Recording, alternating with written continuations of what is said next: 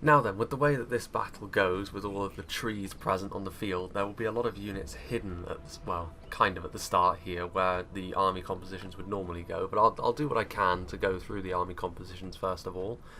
This is a free-for-all, of course, and this was... It was a scored resolution one, which can be a good thing, but it can also not really work out, and it kind of worked out okay here, but we'll get into that as it becomes relevant. For now, we'll have a look at the cavalry that is about to engage with one another down here between two of the teams. We'll go through the army compositions, I think, of the alliance of the people here on the east of the map first of all. So we'll come to this Imladris cavalry a little later on. But first of all, we have Bredders and I believe CMR-19 is his ally? Or CMT-19, playing as Gondor and Dol Amroth, so that's a nice classic alliance there.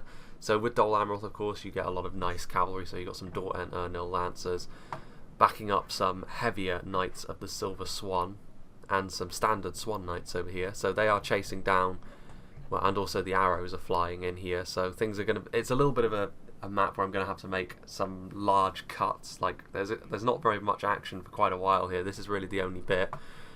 And then we have Ashley Ward AVFC. Is that Aston Villa? Regardless, he's bringing along two Imladris cavalry, but we'll get on to the rest of the High Elven army in a moment.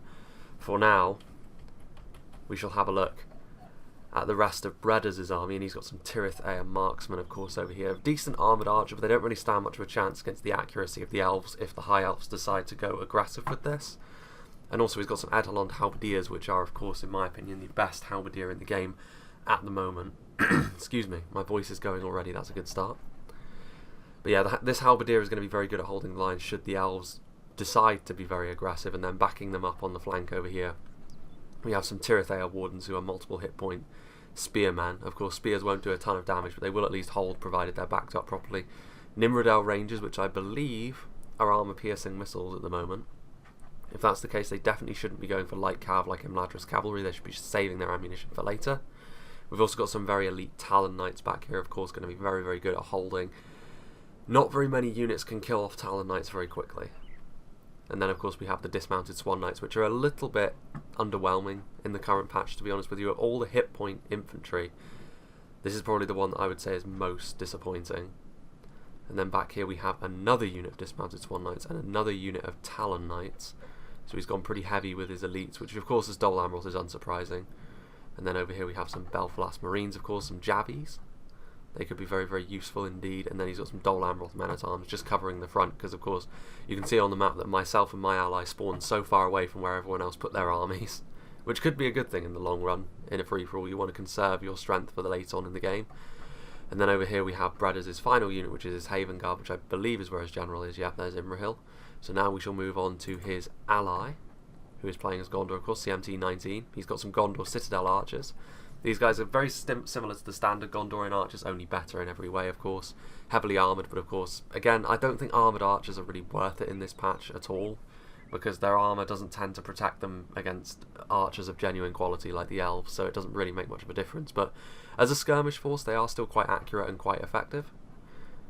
They are quite expensive, though, and Gondor needs to spend most of their money on their infantry, which of course they have got elites. They've got their standard Fountain Guard, which, similar to the shielded variant, only they have more of a focus on attack. They're more traditional halberdiers rather than spearmen. And over here we have another unit of Fountain Guard, trying to go through all of his army here, because at least Gondor and Dol Amroth are completely out of the tree, so I can go through all of their composition.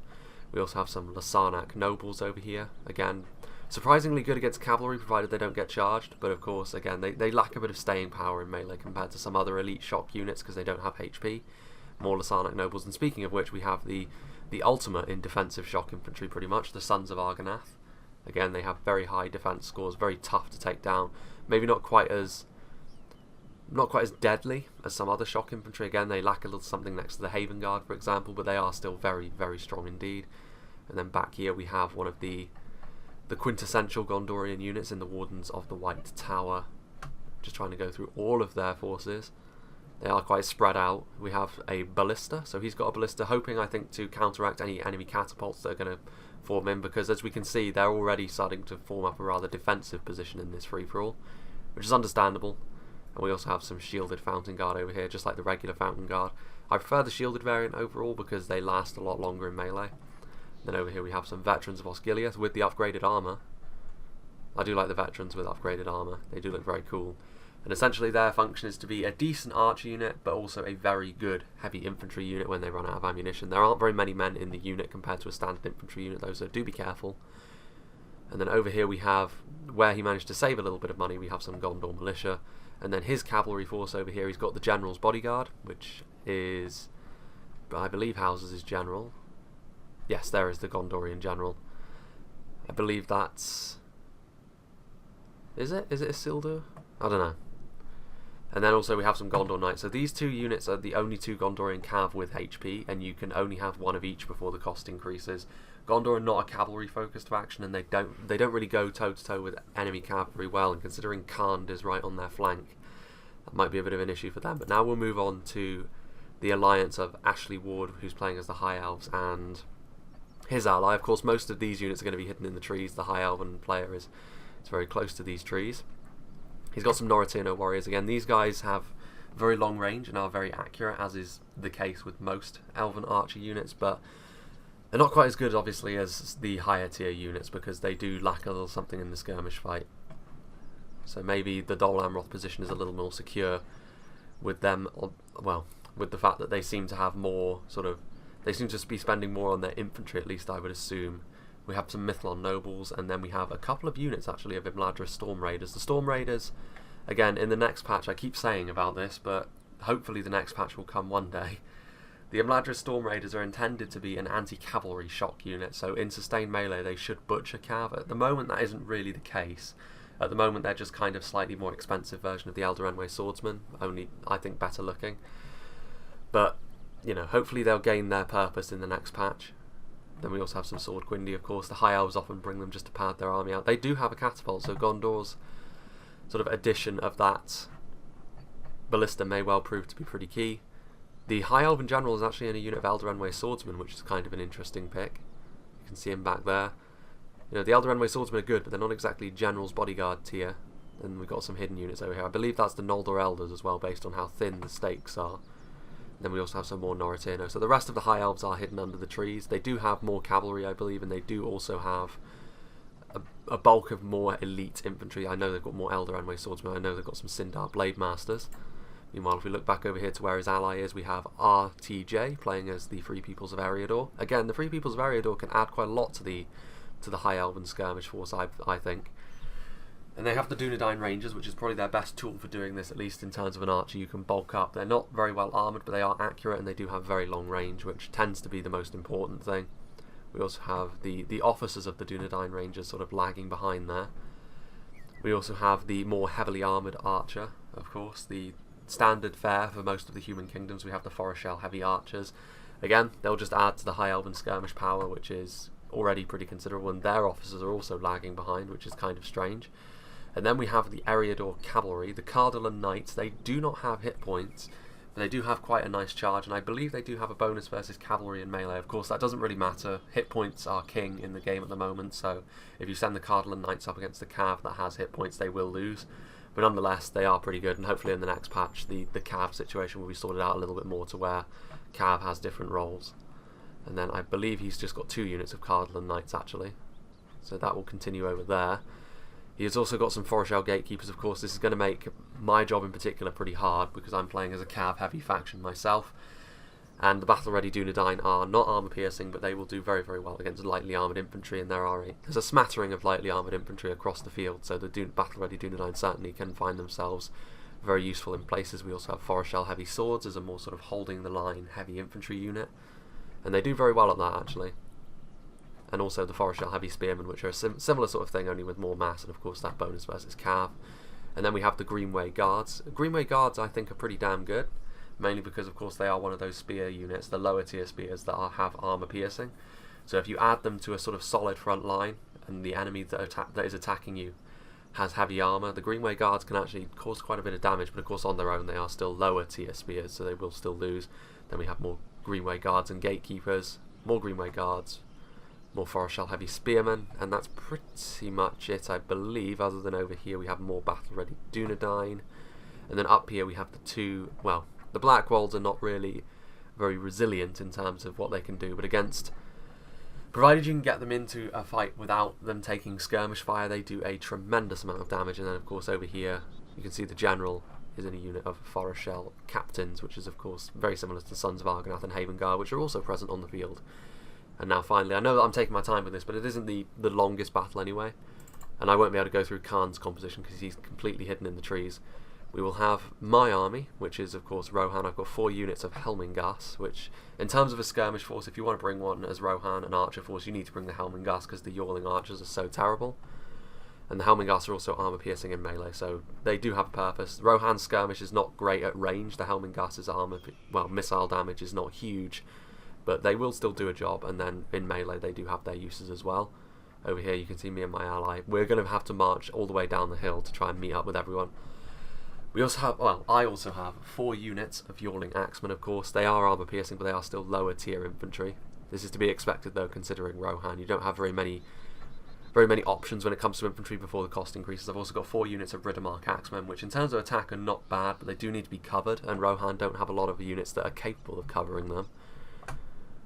However, back here I do have some elite infantry. I do have my dismounted Royal Guard, which in terms of multiple hit point spearmen are honestly not terrific when you put them next to something like Elder Enway Spears or Tirithea Wardens, but they will still at least form a nice solid centre to your line as Rohan, which is badly needed.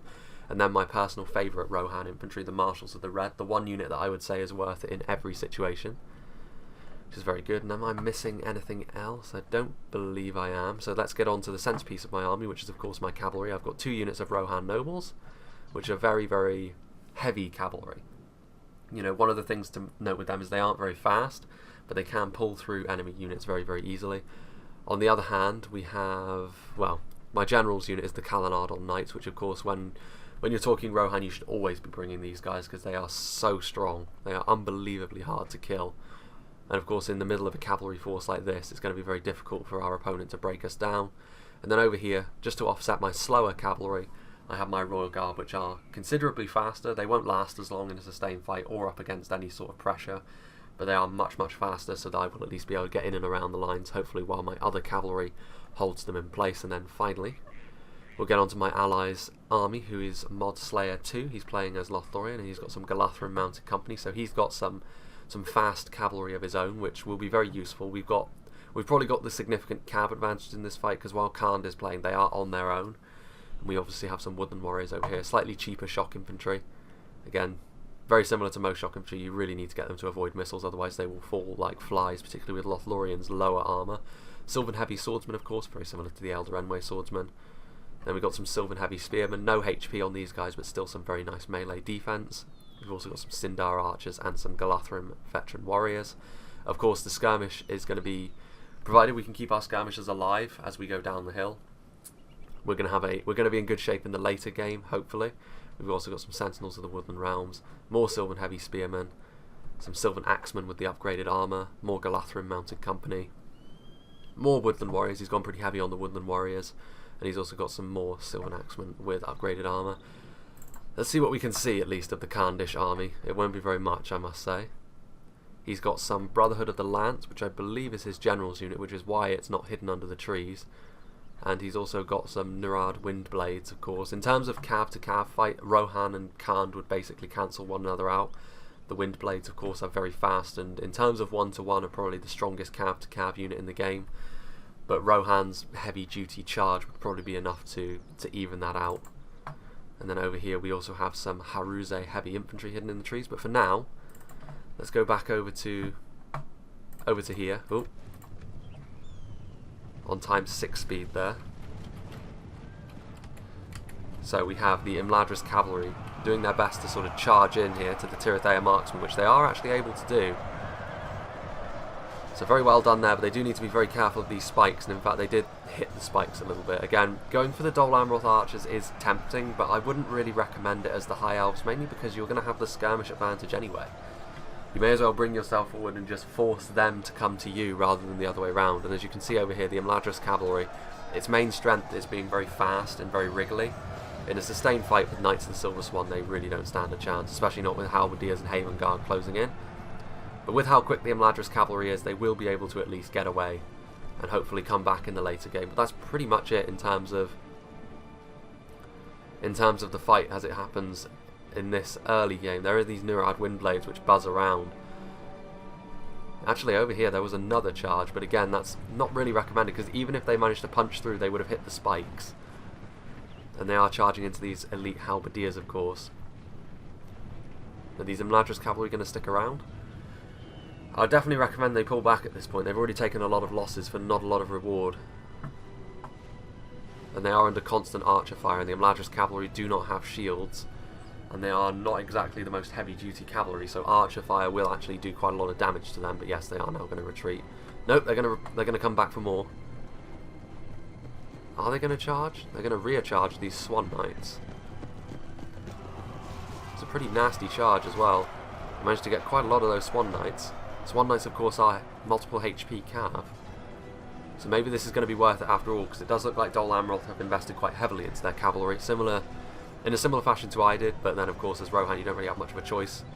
Dol Amroth have got some very nice infantry, which they have also brought, so they've obviously gone for a smaller army, which would also explain the defensive posture that he and his ally are taking.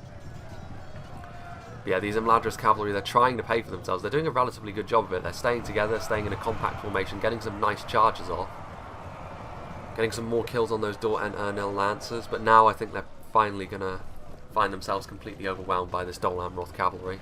The majority of the Knights of the Silver Swan and the remaining Swan Knights are going to be enough to deal with them. Actually, no, they're falling back. Some very bizarre cavalry play here. In fact, I think if we look back over here for a second, where did those Nurad Windblades go? There they are. I believe they did actually attempt to charge on the front here. Or did they? Or was it over here? There are a couple of dead Windblades, which is always a bit of a tragedy if you're playing as Khan, because they're so expensive and there's so few of them and they're so good. But yes, Dol Amroth, I don't know if they can claim total victory over here. Meanwhile, if we look back over here, there are some Cardolan Knights that have arrived from the Free Peoples of Eriador. Again, the Cardolan Knights, as I've said before, hit points are kind of... I do appreciate the need for hit points on certain units, particularly with cavalry, because in vanilla the cavalry just was kind of underwhelming, but as it stands, hit point cavalry is so dominant that I think it does need to be toned down quite a lot. Because stuff like this Cardolan Knights, they're meant to be sort of quite heavy duty charge cavalry that can do quite well in sustained melee with other cav, and they find themselves unable to do that most of the time because they don't have HP, and the vast majority of units that they will be going up against do. So it kind of defeats the whole point of them being a thing. Meanwhile, this Imladris cavalry finally has been completely surrounded and will finally be finished off, which is a bit unfortunate for them. Are these Cardolan Knights going to engage? They are. Again, this is kind of overly... Again, if they were going to commit their cavalry like this, they should have done it all at once. Because now the Cardolan Knights are going to get caught in melee with the Dor and Ernil Lancers, and as soon as the Swan Knights arrive, and the Knights of the Silver Swan, the Cardolan Knights will get absolutely butchered. And there we can see just that the Lancers of the Swan Knights scything through the Cardolan Knights. Again, that's the vast majority of that catapult hit was actually friendly fire. There's a lot of archer fire coming in though, from on top of the hill. However, based on the fact that, well, there could be a few Elder Enway in there. They're capable of taking out heavily armoured cavalry like this in droves. Well, let's go back over here. You can see these Nurad Windblades. They're going to get caught by the Gondorian General's bodyguard. You don't really want to risk your general against the Windblades, because the Windblades will ruin you. In fact, yes, I did. I missed this charge. The Windblades had a sneaky little charge on the Haven Guard. Didn't really do much, of course, because the Haven Guard got 3 HP. And again, the Windblades are probably a unit you do want to save, but they are very fast, so you are able to harass the enemy with them quite a lot. Honestly, if the Windblades turned around, they might beat this General's bodyguard, but of course it's very easy for them to just run. Although they are actually going to find themselves surrounded by these Gondorian Knights. Nope. Duped. Crashing into one another. No friendly fire for that, fortunately. But yeah, the Windblades are very, very quick. They don't have shields though, which is why I'm surprised the Gondorian archers weren't opening up on them. What's going on over here? This fight isn't showing up on the map, interestingly enough. You can see actually that these Cardinal Knights came back, and these Knights of the Silver Swan, they have virtually no men left in the unit. So I can only assume that something like, based on how many are dead, I can only assume that Elder Enway Archers are at play, or at least Nolder Elders, because these Knights of the Silver Swan were very healthy when we went over to have a look at the Nurad Windblades. Now there are only 7 left. And when there are only this amount left, the Cardinal Knights bonus versus cavalry will start to come into play. And they start to drop. A lot of cavalry to cavalry action here. People are not eager to commit their infantry this early on, which, while understandable, it does play into our hands somewhat, because our cavalry is going to be nice and fresh as it comes down the hill. The deployment was rather kind to us. People decided to deploy on the right-hand side of the map, and we were on the far left.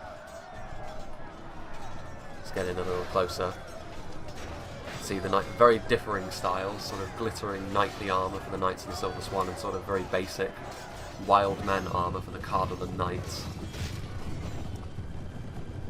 Now finally, noticing his Knights of the Silver Swan are in dire trouble, the Dor and Ernil Lancers are on their way over, which would tilt the fight.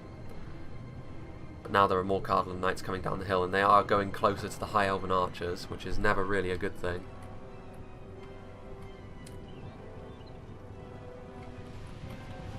And yeah, we can hear the archer fire already. And look how accurate it is. This, however, is not Elder Enway fire. You can tell from the fact that they're not dying instantly. The Noratirno warriors probably opening up on them, but they are just as, if not more, well, just as accurate. It's not possible to be more accurate. They basically hit almost all of their shots, and then a rear charge into the Lancers from the Cardinal Knights. So Dol Amroth's cavalry has been kind of effectively dealt with by a, to be honest, lesser cavalry force from Eriador and the High Elves, which doesn't bode well for them going forward. But we shall see. Again, these Dor and Ernil Lancers don't have HP, just the sort of thing the Cardinal Knights like to face. There are a few Knights of the Silver Swan and Swan Knights coming back in, but they're not going to be enough. This is going to be the end. Gondor still have their cavalry at least, but again it's not quite as good as the Dol Amroth cavalry because they do have a Malus fighting other cav. They do have HP, so they'd still beat the Cardinal Knights, which is kind of the catch-22.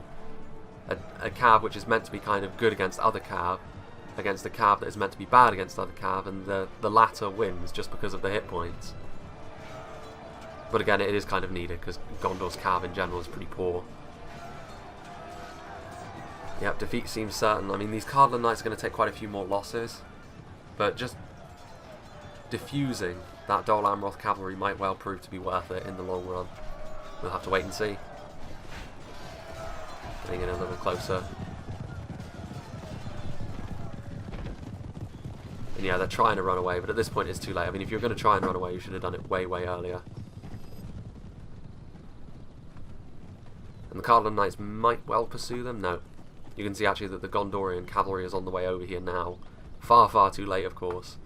With the High Elven position up on that hill, and with the Eriador position there, you can see that really the Gondorians and the Dol Amroth player, while you can sort of see what they're doing in this very nice, almost perfect rectangle, there is the, well, here's actually some charges from the Nurad Windblades.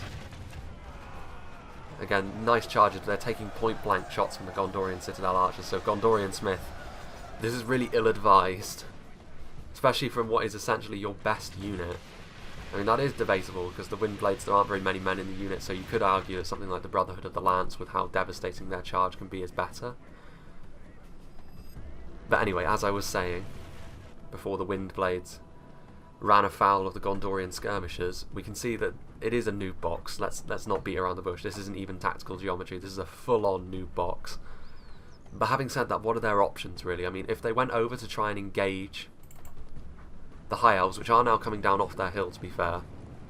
The High Elves are slowly sort of moving into position. They couldn't really sort of attack uphill into the High Elves and Eriador because the skirmishers would rip them apart. And also, you would see Khand over here coming out of the trees, and they would also sandwich them. And then there's also us up the hill.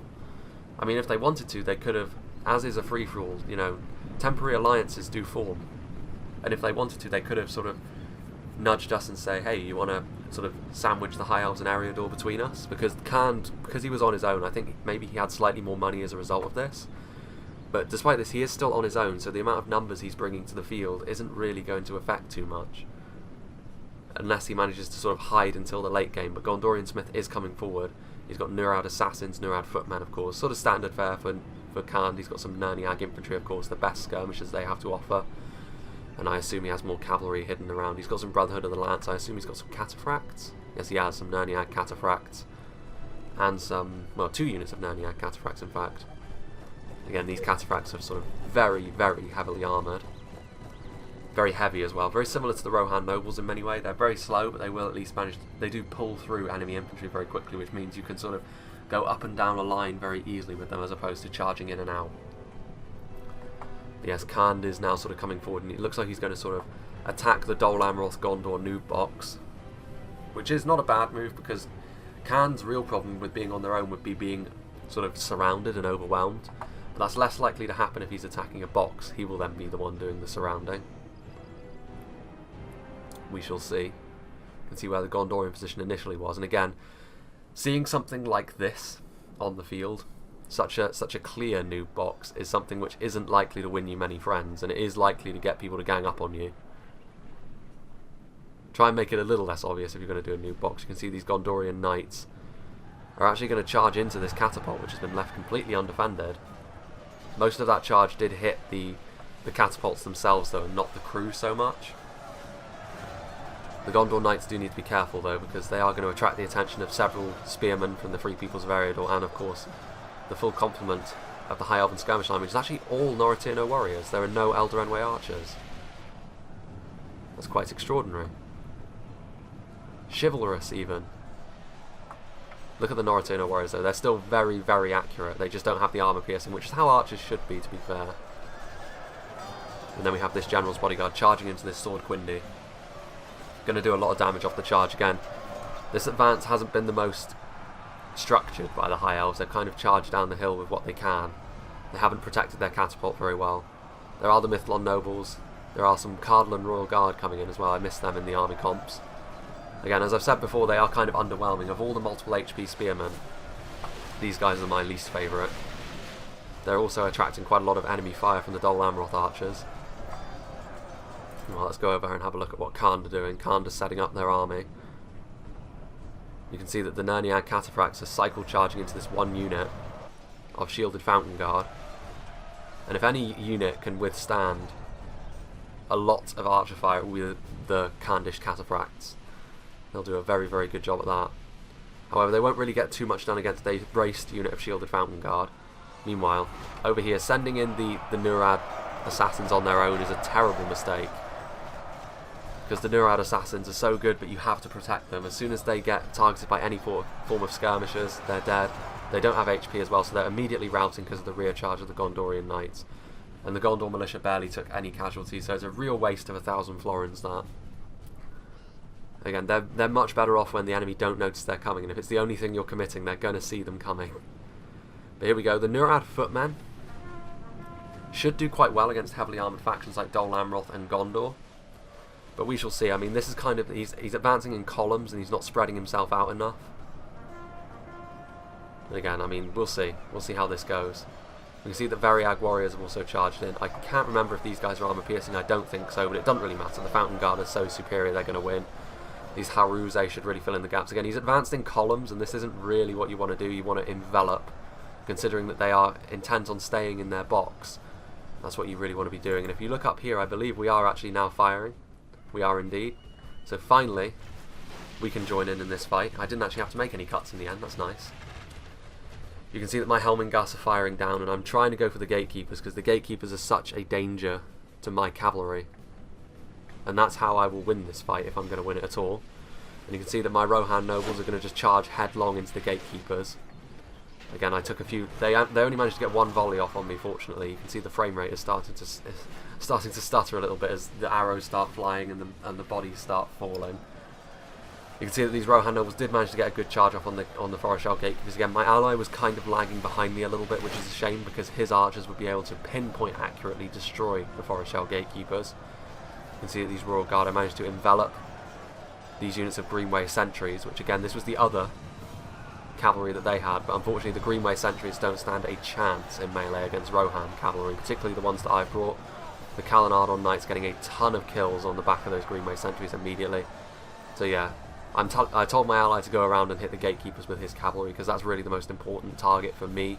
If we can deal with those gatekeepers from Eriador, we'll be able to completely wrap up this front just with our cavalry pretty much. Meanwhile, we'll go down here and take a look at what's going on between Dol Amroth and the Eriador High Elven Assault.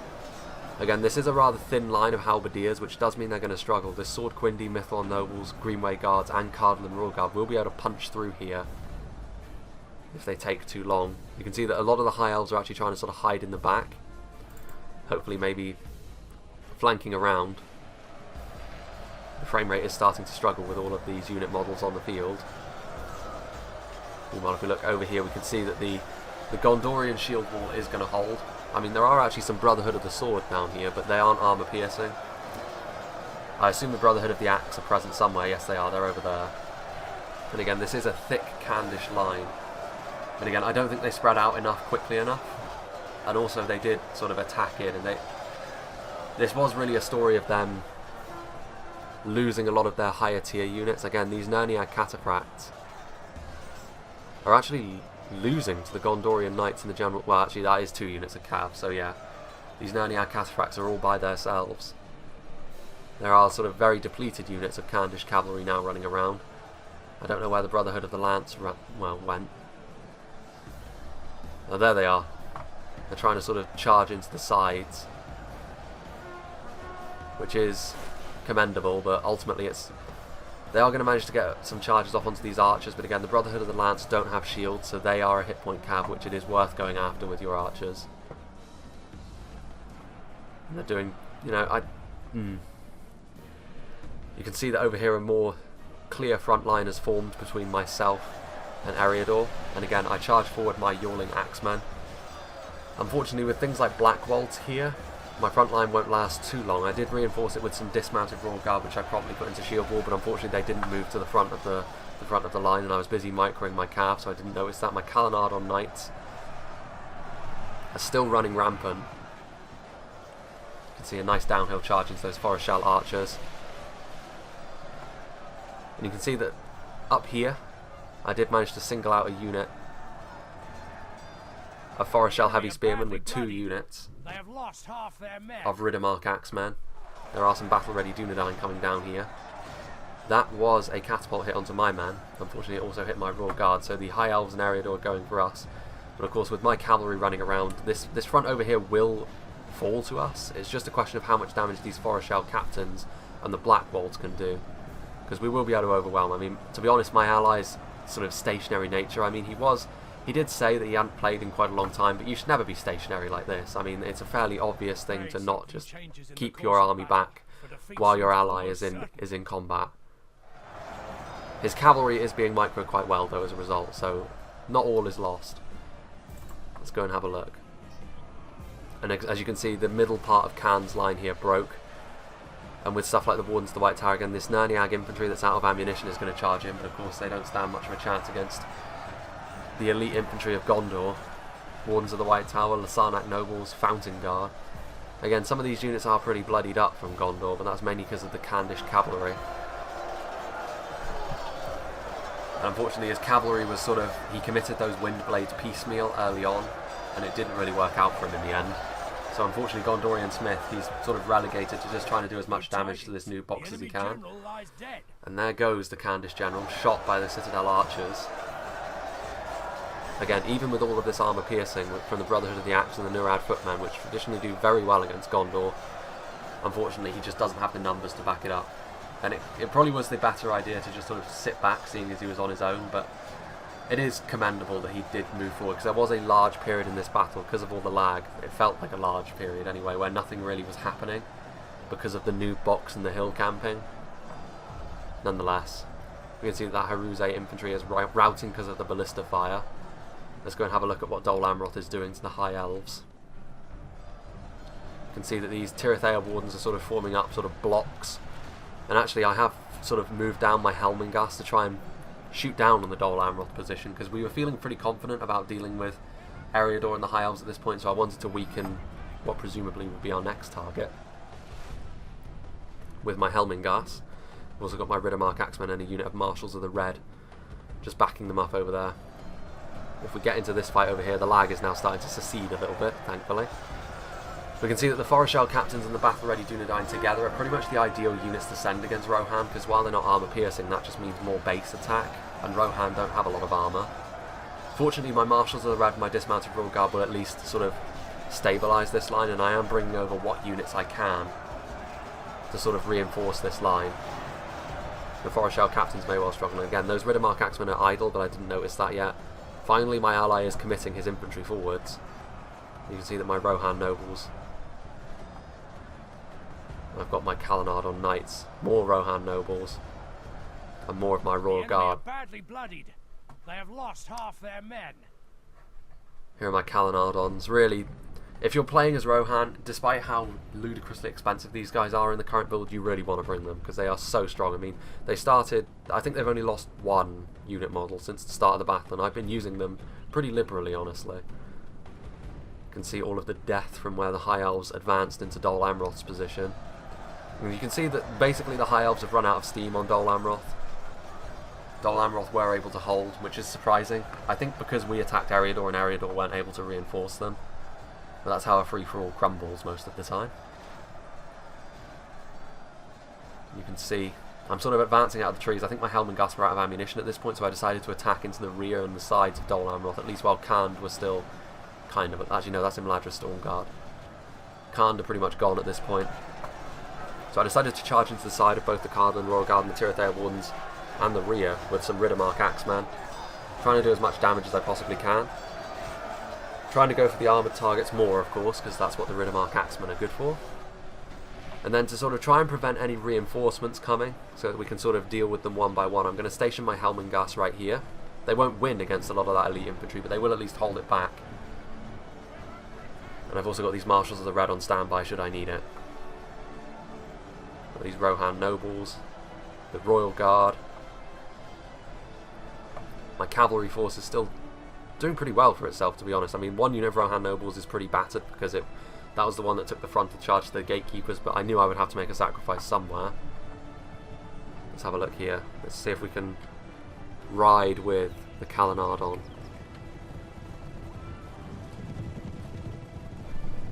They've got their axes out, armour piercing and sustained melee as well. There are Sindar Blade Masters that were hidden here, but of course it doesn't matter. Elder Enway Swordsman going flying. And again, that was pretty much a third of the unit, if not slightly more, flattened in a single charge. Although I think I did lose another unit model to that. There's Elrond. The enemy army flees the field. I think that is Khan's last forces. But look, that's Gondor Knights. Yeah, his general's bodyguard is just sort of running through all of his men. And then his blob of infantry over here, finishing off Khand. So Gondor's position held against Khand, rather unsurprisingly perhaps. Then if we look over here, we can see the Helmingas. They're going to hold. Well, they're going to win against the Belfast Marines if this fight stays as it is. But of course Gondor have now managed to free up all of their units from their fight with Khand, and also that ballista is firing in. But again, I didn't expect the Helmingas to win. I just wanted to sort of block off reinforcements to this area over here, where my allies Galathram Mounted Company, and also my Marshals of the Red are now in here. Marshals of the Red, definitely the best of the Rohan infantry in my opinion. They're always worth it, and they look cool as well. And that's really the most important thing. You can see here a cav to cav, well actually no, that was just Elder Enway Swordsman charging into my Rohan Nobles. Oh, excuse me. And the Rohan Nobles going to be able to get out of there. Dealing tremendous damage once again to another unit of Elder Enway, and now my cavalry is free to sort of go around here. And you can see that my Royal Guard actually did manage to catch the Gondorian ballista. It didn't kill it off, but it did at least distract it from firing into my Helmingas for just a little bit. And now you can see over here my Kalanardon charging into the dismounted Swan Knights. Good tidings. The enemy general lies dead. There goes the Eriador general at the hands of my Riddermark. They have lost half their men. The dismounted Swan Knights. They took some casualties, but not a huge amount. My Royal Guard.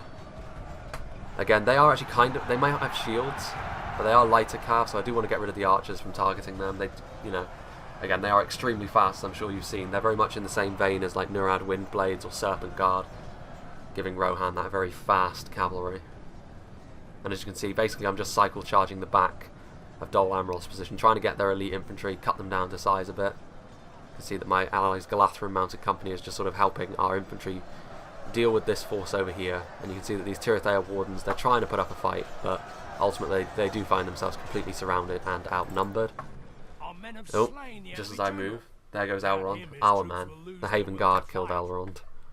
And if we look up here, we can see it's pretty much the final stand of this unit of Forest Shell Captains, which has done a good amount of damage to my infantry, to be honest, but that's to be expected. Now that they're being focused down by Marshals of the Red and supported by standard Riddermark Axemen, they will fall. It says victory seems certain, but they won't win this fight. Especially not with my allies' largely stationary force, which this kind of breaks my heart to see this now, because we could have finished up this fight long ago if my ally had just committed. And again, I know that if you haven't like got a lot of experience with the game, you can worry, but the worst thing you can do is just sit there in total war. Doing nothing just basically means you're hastening your own demise. I have got a unit of dismounted Royal, because again, his forces are badly needed down here. My Helmingas are going to buckle under this pressure pretty soon. It's only thanks to my cavalry that I'm able to sort of continually wear Dol Amroth down. My Calanadon Knights just getting kills on units after time and time again. And again, my Rohan Nobles, they're starting to feel the strain of going into some of these sort of more heavy duty units like Fountain Guard. Good tidings. There goes Imrahil though. Dead at the hands of my Calanadon Knights after they charged into those Haven Guard. My Royal Guard trying to charge in here. My Rohan Nobles. I have to say that this is one of the few times I've played as Rohan in the current patch where I've been able to use their cavalry to supremely good effect. And it does feel very satisfying, but I will still say the fact that I have 4 cavalry with hit points, there's very little that a faction like Gondor can do. Again, it's a little more understandable when it comes to Rohan, because as you can see, my infantry's not great. My dismounted Royal Guard trying its best, but now I'm getting surrounded and my infantry is struggling. You can see that my Marshals of the Red are over here. The High Elves actually deciding to engage with me now. Understandable that what's left of the High Elves will probably want to align themselves with Gondor and Dol Amroth, because at the moment it's looking like we're going to sort of overtake everyone. But the Marshals of the Red will still beat this battered unit of Storm Raiders. And as you can see over here, this fight is finished. My Riddermark Axemen victorious over the Tirithea Wardens.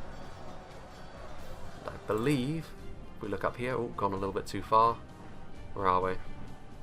Yeah, the Forest Shell Captains are trying to run away. I believe there's also a single gatekeeper still alive. Yes, there is. Look at this guy. Trying his best to kill one by one. Madness. Let's go back down to my cavalry. And as you can see, these Rohan Nobles. Going to try and get a charge off on these Fountain Guard. Again, Fountain Guard in sustained melee will do a significant amount of damage. But they are halberdiers. Again, you can see that they actually do kill quite quickly. It's quite akin to pikemen, actually, looking at it like this, but even so, Fountain Guard will still take more damage off a charge. And they will still, obviously, like most units, pikemen are really the ones that kill super quickly off when cavalry tries to charge them. And you can see that, finally, a taste of my own medicine, as I'm surrounded in the same way that my units surrounded Eriador, my Royal Guard fighting back to back against the Gondorians and Dol Amroth. Over here, I decided to commit my Riddermark Axemen to help against the Storm Raiders just to finish them off. They are actually routing and broken now, so it doesn't really matter, but now I'll be able to get in some reinforcements. And finally my ally is committing his units. All of these Sylvan Axemen. The Sons of Argonath are out here. I think they were hoping to sort of slow down the advance, but they can't do that on their own, not against Sylvan Axemen and Woodland Warriors. All of that armour piercing is just going to be too much for them to bear. Meanwhile, my Royal Guard were actually completely destroyed. That's pretty impressive. See, my cavalry actually managed... I decided to pull back my cavalry completely, because they were taking quite a few attritional casualties, and just go in for a sort of big combined charge. But as we can see, we're coming to the end of this battle now. Gondor and Dol Amroth, they won't have enough left to deal with what's left of Lothlorien's infantry. And of course I do still have a few units of armour piercing myself, and I do still have my cavalry, of course, and it was really my cavalry in this battle that was the MVP, at least in terms of a single faction. I would say, if you put together, I think Dol Amroth and Gondor did quite well, despite the fact they formed a very obvious nuke box. They did at least manage to weather the storm of being attacked on, well, by at least everyone at one point or another. Behold how our cowardly foe runs. It's time to press the attack. But having said that, I do still think that my cavalry were the most significant units in this fight, and we can see that the Sylvan Axemen getting right up into the face of these Talon Knights. The balance of forces is evenly matched, but of course, eventually when the other Elven units join us down here, that will not be the case any longer. There are still some Haven Guard back here. There's one Cav unit which is basically precariously wedged in amongst the spikes. My cavalry is now back down here as well, doing its work. Again, my Calanardon Knights still have 20 unit models, charging into those Swan Knights, doing more damage. Tremendous amount of damage has been done by my cavalry overall. Again, my Rohan Nobles getting another charge onto these Swan Knights. They do have hit points, so they will at least stand up to these charges a little better. They didn't actually lose a single unit model in that charge. My Rohan Noble's not really getting up to speed. Again, my Royal Guard, I'm just trying to sort of support the advance of my ally at this point with my Cav. And of course my Riddermark Axemen and Marshals of the Red are going to side charge these Talon Knights. From such tidings does victory emerge. See the Woodland Warriors. My allies' missiles, of course, he's managed to save those until the late game as well, so it's pretty much, it is game over. If this was, in terms of just like an outright battle, we've obviously won this. In terms of the scored resolution, it does get a little bit more complicated. The Calanardon Knights, truly a scary unit indeed. These Gondor Citadel archers are routing. Those Swan Knights are routing. My Calanardon Knights charging into those Haven Guard. A rear charge, flattening them once and for all, really. And then the Sylvan Axemen just sort of completing the surround off. And there we go. This is going to be the end of the battle as we come into the last 200 frames. Of course, I think Gondorian Smith crashed, which is why we won't actually get to see the full end of this fight, as it were. But in terms of like an actual battle, it's quite obvious that we would have slowly bled Dol Amroth to death, despite the fact that, well, and Gondor, despite the fact they have elite units left alive. So yeah, that is the battle as it was. I did actually manage to take a screenshot of the kills as they came in. In terms of a single faction, I managed to get the most kills with, I think, 2,900, with my cavalry getting like over 300 each, with my Calanardon Knights getting over 400. But as a scored resolution battle, as it stood, Dol Amroth and Gondor won because they got the most combined kills, because of course my ally was stationary for a lot of that fight, which did mean, of course, that as a scored resolution fight, we lost. Of course, there was like the few stragglers of Dol Amroth and Gondor left alive at the end, which we would have finished off, but ultimately I don't think that would have been enough kills to push us over what Gondor and Dol Amroth had. So they won as far as the scored resolution goes. As far as like just a regular battle goes, we would have won, of course.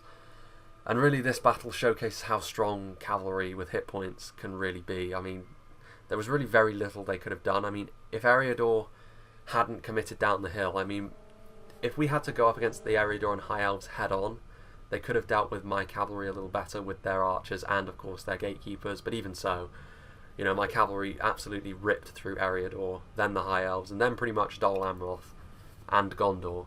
And there wasn't really much they could do about it. Of course, they were all weakened at the time, so it's really up to you whether you think it was like completely overpowered or not. But in my opinion, the hit points on Cav do need to be toned down for the next patch, because it is a bit extreme. There's not really much you can do about it in a lot of situations. Nonetheless, that was a pretty fun free-for-all that I was a part of, so I hope you enjoyed this, and I hope you'll join me for whatever is next.